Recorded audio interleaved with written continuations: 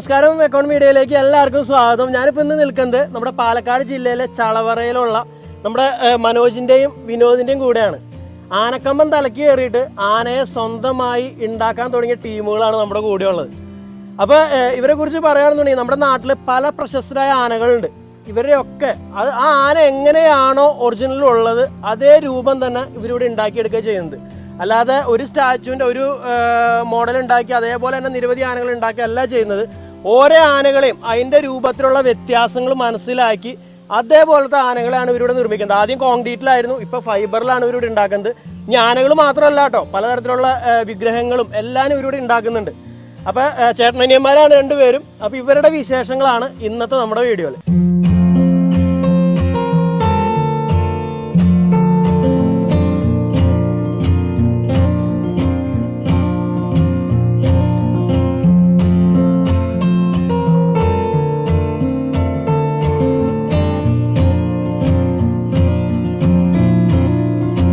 നമസ്കാരം, എൻ്റെ പേര് മനോജ് എന്നാണ്. ഞാൻ വിനോദ്. ഞങ്ങൾ പാലക്കാട് ജില്ലയിൽ ചളവറ എന്ന് പറഞ്ഞ ഗ്രാമത്തിലാണ് താമസിക്കുന്നത്. ഞങ്ങൾ ആനോടുള്ള ഇഷ്ടം കൊണ്ട്, ചെറുപ്പത്തിൽ മുതൽ ആനോടുള്ള ഇഷ്ടമുണ്ട്. അപ്പോൾ ആനോടുള്ള ഇഷ്ടം കൊണ്ട് ആനകളെ സ്വന്തം വാങ്ങാനുള്ള കഴിവില്ല. അതുകൊണ്ട് ഞങ്ങൾ ആനേനെ നിർമ്മിക്കാമെന്ന് വെച്ചു. ആദ്യം സിമെൻറ്റിലാണ് ഇങ്ങനെ ഇത് ചെയ്തിരുന്നത്. പിന്നെ ഞങ്ങൾ അത് ഫൈബറിലേക്കായി. ഈ വെയിറ്റ് കാരണം ഫൈബറിലേക്ക് മാറുകയാണ് ഉണ്ടായത്. എന്താണെന്ന് വെച്ചാൽ ഈ ഞങ്ങൾ ചെയ്യണ ആനകളെന്ന് വെച്ചാൽ ഒരു ആനേനെ നോക്കിയിട്ട് അതെങ്ങനെയാണോ ഇരിക്കുന്നത് അതുപോലെ തന്നെ ചെയ്യാൻ പരമാവധി ശ്രമിക്കാറുണ്ട്.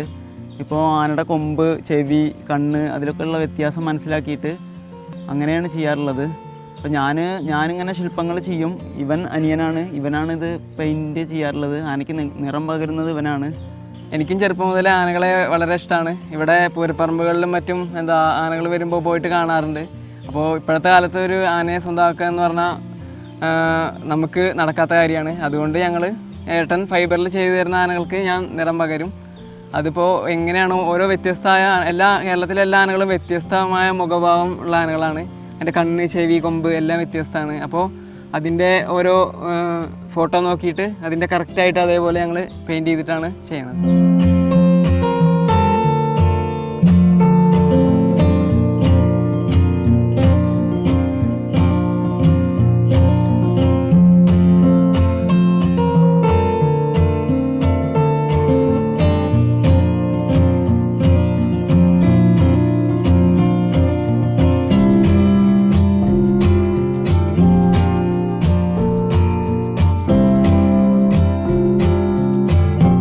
ആനയുടെ ശില്പങ്ങൾ മാത്രമല്ല വേറെയും ശില്പങ്ങൾ ഏട്ടൻ പണിതിട്ടുണ്ട്.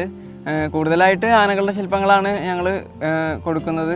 കേരളത്തിലെ പല സ്ഥലങ്ങളിൽ നിന്നായിട്ട് ആനകളുടെ ശില്പങ്ങൾക്കായിട്ട് ഓർഡർ വരാറുണ്ട്.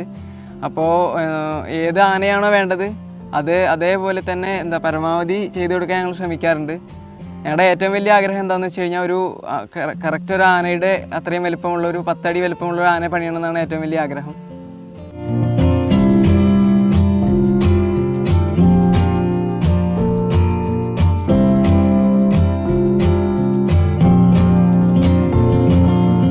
അപ്പോൾ എന്തായാലും നിങ്ങൾ ഇങ്ങനത്തെ അതായത് ഇത്രയും നല്ല രീതിയിലൊക്കെ ഇതേപോലെ ശില്പങ്ങളൊക്കെ ഉണ്ടാക്കണം. ഇത് ഒരു ദിവസം കൊണ്ട് 2 ദിവസം കൊണ്ട് ചെയ്യാൻ പറ്റുന്ന കാര്യങ്ങളല്ല. അപ്പോൾ നിങ്ങൾ മുന്നേ ഇതിൽ എന്തെങ്കിലും നിങ്ങളുടെ ഉള്ളിൽ അതിനുള്ള കഴിവുകൾ ഉണ്ടായിട്ടുണ്ടാവും. അപ്പോൾ എങ്ങനെയാണ് ചെറുപ്പത്തിലൊക്കെ എങ്ങനെയാണ് ഇതേപോലെ എന്തെങ്കിലുമൊക്കെ ഉണ്ടാക്കാറുണ്ടോ? ചെറുപ്പത്തിൽ സ്കൂള് പഠിക്കുന്ന സമയം മുതൽ ഇങ്ങനെ ശില്പകലയോട് ഭയങ്കര താല്പര്യമുണ്ട്. അപ്പോൾ അത് പിന്നെ കുറേ വലുതായപ്പോഴാണ് നമുക്ക് സാമ്പത്തികമായിട്ട് ഇതിലേക്ക് ഇറക്കാൻ പറ്റുമ്പോഴാണ് ഇങ്ങനെ ചെയ്യാൻ തുടങ്ങിയത്. പിന്നെ ആനോടുള്ള ഇഷ്ടം കൊണ്ട് ആനേനെ ചെയ്യാൻ തീരുമാനിച്ചു. പിന്നെ കേരളത്തിലെ അങ്ങനെ പേര് കേട്ട ഗജവീരന്മാരെ പണിത് കൊടുക്കാൻ വേണ്ടി ഓർഡർ വരാറുണ്ട്. അപ്പോൾ അത് നമ്മൾ അങ്ങനെ നോക്കി ചെയ്യും. ഇപ്പോൾ നമ്മുടെ കസ്റ്റമേഴ്സിനും തൃപ്തിയാണ് ഇത് നമ്മൾ ചെയ്യണത്. ഒരുപാട് പേര് വിളിക്കാറുണ്ട്, നന്നായിട്ടുണ്ട്, കുഴപ്പമില്ല. പിന്നെ കൂട്ടുകാരന്മാർ വീട്ടിൽ നിന്ന് ഭയങ്കര സപ്പോർട്ടാണ്. അച്ഛൻ, അമ്മ, വൈഫ്, കുട്ടി, പിന്നെ കൂടെ അനിയൻ എല്ലാറ്റിനും കൂടാറുണ്ട്. അപ്പോൾ അനിയനും ചെറുപ്പത്തിൽ തുടങ്ങി ചിത്രകല അങ്ങനത്തേതാണോ? പെയിൻറ്റിങ് എന്താണ് അതിൻ്റെ? ഞാൻ ചിത്രങ്ങളൊക്കെ വരയ്ക്കാറുണ്ട്. പിന്നെ മൊബൈൽ നോക്കിയിട്ട് ആരെങ്കിലും ഫോട്ടോ കണ്ടു കഴിഞ്ഞാൽ ഏകദേശം അതേപോലെയൊക്കെ വരച്ചു കൊടുക്കാൻ ശ്രമിക്കാറുണ്ട്. ഓക്കെ. പിന്നെ ചുമരിലൊക്കെ ചിത്രങ്ങൾ വരയ്ക്കാറുണ്ട്. പിന്നെ ഇത് ആന കൂടിയായപ്പോൾ ആനേനെ കൂടുതൽ ശ്രദ്ധിക്കാൻ തുടങ്ങി. അപ്പോൾ ആനനെ ശ്രദ്ധിച്ചിട്ട് അതുപോലെ തന്നെ കളറും കാര്യങ്ങളൊക്കെ ഇവര് ചെയ്യുമ്പോൾ ഒരു പ്രത്യേകത പറയുകയാണെന്ന് വെച്ചാൽ ഇപ്പോൾ ആനയുടെ മേത്ത് ചെറുതായിട്ട് ഒരു അതിൻ്റെ ആനയുടെ തൊലിയിൽ കളറിൽ എന്തെങ്കിലും ചെറിയൊരു ചേഞ്ചിങ് ഒക്കെ ഉണ്ടെങ്കിൽ ആ സ്റ്റാച്ചുവിൽ കറക്റ്റായിട്ട് അതേപോലെ ഉണ്ടാവും. അത് ഇതിന് തന്നെയാണെന്ന് തോന്നുന്നു. ഒരു കണ്ട ആനയുടെ ശരിക്കും ആനയുടെ ശരീരത്തിൽ ഇങ്ങനെ ഒരു പാടുണ്ട്. ഇവൻ ഏത് ആനയാണ്? ഇത് തിരുവമ്പാടി ശിവസുന്ദർ എന്ന് പറഞ്ഞാൽ ചെരിഞ്ഞു പോയിട്ടുള്ള ഒരു ആനയാണ്. തൃശ്ശൂർ ജില്ലയിൽ ഒരു പ്രശസ്തനായിട്ടുള്ള ഒരു ആനയാണിത്. അപ്പൊ ഇവനെ ശരിക്കും അറിയുന്ന ആൾക്കാർക്ക് ഇവനെ കണ്ടാൽ മനസ്സിലാവും. അതാണ് ഇവരുടെ പ്രത്യേകത. അതായത് ആ ആന എങ്ങനെ ഇരുന്നോ അതേ രൂപത്തിൽ തന്നെ ഇവരുടെ വാർത്തെടുക്കുക ചെയ്യുന്നത്. വാർത്തെടുക്കല്ല, അതായത് ഫൈബറിൽ വാർത്തെടുക്കുക ചെയ്യുന്നത്. അതെ, ആദ്യം കോൺക്രീറ്റിൽ ഇതുപോലൊരു ശില്പം ചെയ്യും. എന്നിട്ടത് പെയിൻറ്റിംഗ് ഒക്കെ കഴിഞ്ഞതിന് ശേഷം ഏകദേശമൊക്കെ നോക്കിയിട്ട് അത് നമുക്ക് മനസ്സിനൊരു തൃപ്തിയായി കഴിഞ്ഞാൽ പിന്നെ അതുപോലെ ഫൈബറിൽ മോൾഡ് എടുത്ത് അതുപോലെ ചെയ്യുകയാണ് ചെയ്യാറ്. ഓക്കെ. അപ്പോൾ ഞാൻ ചോദിക്കട്ടെ, ഇപ്പോൾ ഈ ആനേനെ അല്ലാതെ ഇപ്പോൾ ഞാൻ വീട്ടിലേക്ക് വന്നപ്പോൾ വീടിൻ്റെ ഉള്ളിൽ വേറെ പല ഗണപതി പിന്നെ പല രൂപങ്ങളൊക്കെ ഉണ്ട്. അപ്പോൾ എന്തൊക്കെ വേറെ ആനയല്ലാണ്ട് എന്തൊക്കെ ചെയ്തിട്ടുണ്ട്? ആനയല്ലാണ്ട് ഒരുപാട് ശില്പങ്ങൾ ചെയ്തിട്ടുണ്ട്. ഇങ്ങനെ ഗണപതിയുടെ രൂപം, ശിവൻ്റെ രൂപം, പിന്നെ കൃഷ്ണൻ്റെ രൂപം, പിന്നെ മാന് ഗാർഡനിലൊക്കെ അലങ്കരിക്കാൻ വേണ്ടിയിട്ട് ഓരോന്നൊക്കെ ചെയ്ത് കൊടുക്കാറുണ്ട്. പക്ഷേ നമുക്കിപ്പോൾ ആനയോടുള്ള താല്പര്യം കൊണ്ട് ആനയെ മാത്രമാണ് അധികം പുറത്ത് ചെയ്ത് കൊടുക്കാറ്. പിന്നെ ഒന്നാമത് എന്താ വെച്ചാൽ ഞാൻ ഇലക്ട്രീഷ്യനാണ്. അപ്പോൾ ഇലക്ട്രിക്കൽ വർക്കിൻ്റെ ഇടയിൽ കിട്ടുന്ന സമയം കൊണ്ടാണ് ഇത് ചെയ്യാറുള്ളത്. അപ്പോൾ ആന ചെയ്യാനിപ്പോൾ സമയം കിട്ടാറുള്ളൂ. അധികം അങ്ങനെ പുറത്ത് ശില്പമൊന്നും പോയി പണിയാറില്ല. ഓക്കെ. ഇനി ഒരു കാര്യം ചോദിക്കണം, ഇപ്പോൾ ഏകദേശം ഇപ്പോൾ എൻ്റെ കയ്യിലിരിക്കുന്ന പോലത്തെയുള്ള ഇതേപോലെയുള്ള ഒരു ആനേനൊക്കെ ഉണ്ടാണ് എത്ര രൂപയൊക്കെ ചിലവ് വരുന്നു? ഏകദേശം ഇത് 2.5 അടിയുടെ ഒരു ശില്പം നിർമ്മിക്കാനായിട്ട് ഏകദേശം ഞങ്ങൾക്ക് ഒരു 10,500 ഒക്കെ ചിലവാകാറുണ്ട്. 10,500 രൂപ ചിലവാകും. പിന്നെ മെറ്റീരിയൽ കോസ്റ്റും പണി ഒക്കെ പാടെ കൂട്ടിയിട്ട് ഏകദേശം അത്ര രൂപ ചിലവാകും. പിന്നെ എന്താ വെച്ചാൽ ഉയരം കൂടുന്നതിനനുസരിച്ച് റേറ്റ് വ്യത്യാസപ്പെടുത്താറുണ്ട്. ഫൈബറാണല്ലോ, ഫൈബറിന് മെറ്റീരിയൽ കോസ്റ്റ് ഭയങ്കര കൂടുതലാണ്. സിമെൻ്റ് ആകുമ്പോൾ കമ്മിയാണ്, പക്ഷേ സിമെൻറ്റിനെക്കാട്ടിലും മെറ്റീരിയൽ കോസ്റ്റ് കൂടുതലാണ് ഇതിന്, ഫൈബറിന്. പിന്നെ ഇതാണെന്ന് വെച്ചാൽ അതിൻ്റെ ലൈഫ് കൂടും. നമുക്ക് കൊമ്പിൽ പിടിച്ച് പൊക്കിയാലും ചെവിയിൽ പിടിച്ച് പൊക്കിയാലും ഒന്നും പ്രശ്നം വരാറില്ല. വീണാലൊന്നും എന്താ വെച്ചാൽ ഇതൊക്കെ ഇങ്ങനെ ഭയങ്കര സ്ലിം ആവുകൊണ്ട് വേണച്ചിട്ട് ഇട്ട് കഴിഞ്ഞാൽ ചിലപ്പോൾ ചെവിയൊക്കെ പൊട്ടിയായിരിക്കാം. പക്ഷെ അങ്ങനെ കംപ്ലൈൻറ്റ് വരില്ല. പൊട്ടിയാലും നമുക്ക് നേരേക്കാൻ പറ്റും. കംപ്ലൈൻറ്റ് മെയിൻ്റനൻസ് ഒക്കെ ചെയ്യാൻ പറ്റും. ഫുൾ ഫൈബറാണ്, വേറൊരു മെറ്റീരിയൽ ഇതിലില്ല. പിന്നെ പെയിന്റ് ഒന്നും ഷെയ്ഡായി പോവില്ല. പുറത്തൊക്കെ വെക്കാം, പെയിന്റ് ഒന്നും അങ്ങനെ ഷെയ്ഡായി പോവില്ല. പിന്നെ ഓട്ടോ പെയിന്റ് ആണ് യൂസ് ചെയ്തത്. മഴ കൊണ്ടാലും വെയിലുണ്ടാലും അങ്ങനെ പ്രശ്നമില്ല. പിന്നെ എന്താ വെച്ചാൽ കാലാവസ്ഥയുടെ വ്യത്യാസത്തിനനുസരിച്ച് കുറേ കാലമൊക്കെ കഴിയുമ്പോൾ എന്തായാലും പെയിന്റ് ഒക്കെ മാറ്റേണ്ടി വരും. അതിപ്പോൾ നമുക്ക് എന്തൊരു വസ്തു കാണിച്ചാലും അങ്ങനെയാണല്ലോ.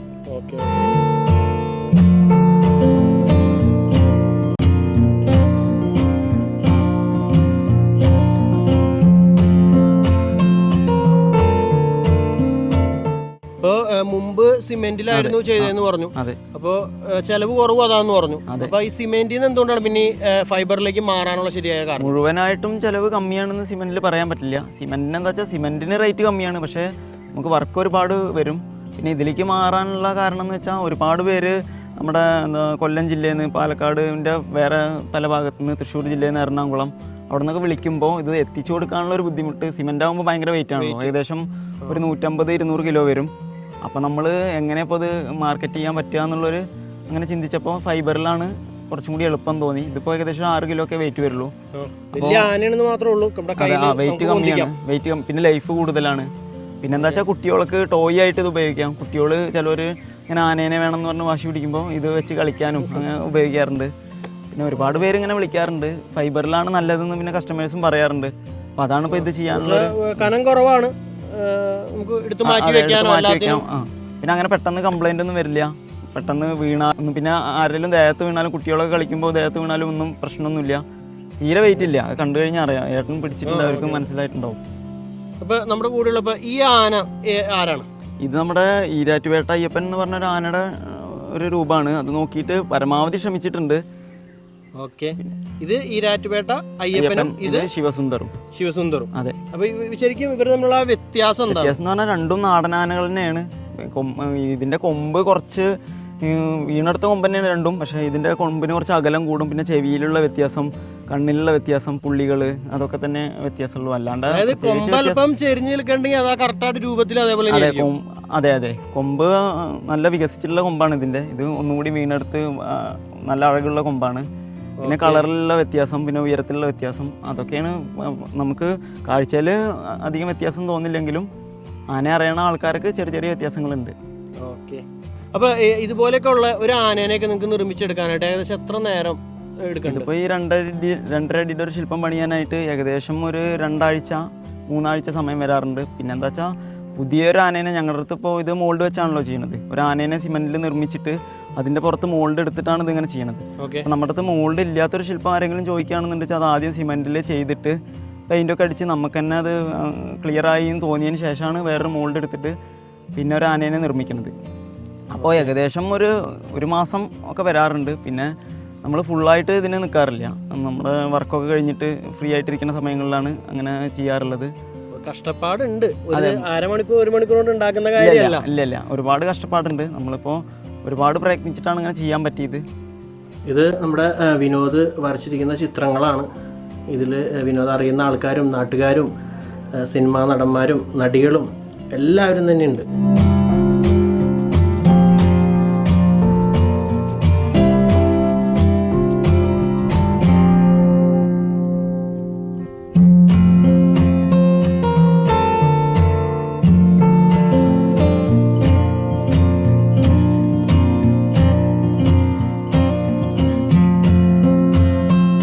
അപ്പോൾ ഈ സഹോദരന്മാരുടെ കഴിവ് നിങ്ങളെല്ലാവരും കണ്ടല്ലോ.